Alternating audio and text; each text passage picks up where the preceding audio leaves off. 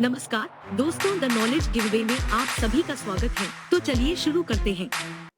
दोस्तों, आज हम इस वीडियो में कुछ ज़रूरी बिजनेस टर्म्स के बारे में जानेंगे जो हर बिजनेसमैन को पता होना चाहिए। बिजनेस में कुछ टर्म्स का प्रयोग किया जाता है जिनका जिक्र अक्सर आता ही रहता है। उनको मैंने इकट्ठा किया है और उनका मतलब आसान भाषा में बताया है जिससे कि आप आसानी से उन सबको समझ सको। जब भी आप कोई YouTube वीडियो देखते हैं, किसी बिजनेसमैन का इंटरव्यू देखते हैं या कोई बिजनेस से संबंधित आर्टिकल पढ़ते हैं, तब आपको ये सारे शब्द बार बार देखने को मिलते हैं। तो वो सारे शब्द कौन से हैं, उनको मैंने इस वीडियो में डिटेल्स में बताया है। तो चलिए शुरू करते हैं। उनमें पहला है बिजनेस। बिजनेस क्या होता है? कंपनियां प्रोडक्ट या सर्विस को बनाकर अपने फायदे के लिए बेचते हैं।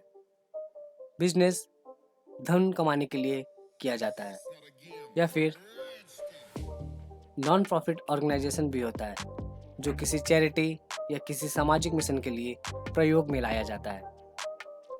बिजनेस एक आइडिया के ऊपर शुरू किया जाता है जो आइडिया लोगों की किसी समस्या को हल करता हो। नेक्स्ट, एंटरप्रेन्योर क्या होता है?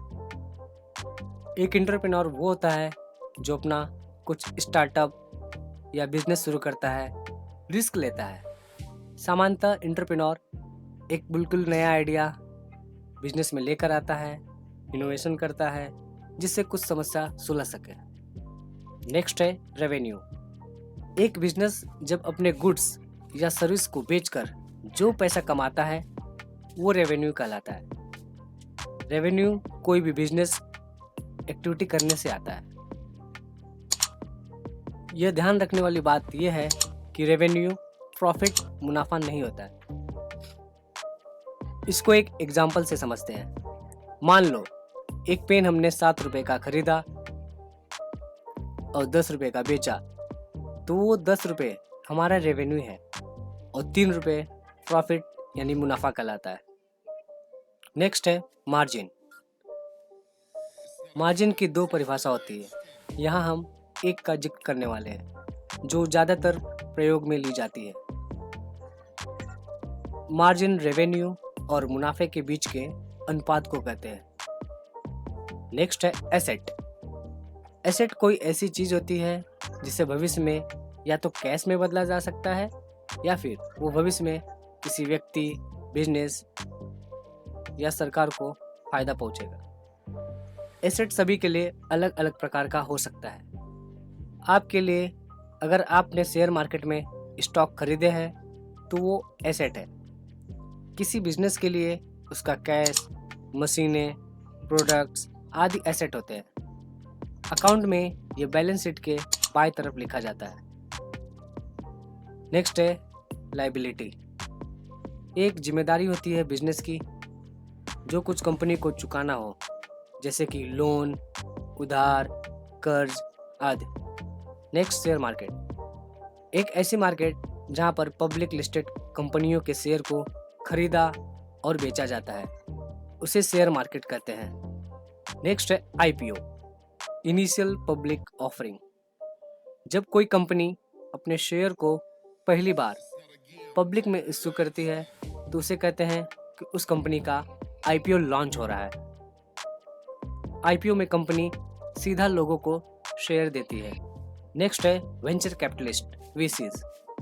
ये प्राइवेट इक्विटी निवेशक होते हैं जो किसी स्टार्टअप या किसी कंपनी को आगे बढ़ने के लिए पैसे देते हैं और उन पैसों के बदले में वो उस कंपनी या उस स्टार्टअप के कुछ शेयर ले लेते हैं, जिससे कि जब वो कंपनी आगे बढ़ेगी तो उनका पैसा भी बढ़ सके।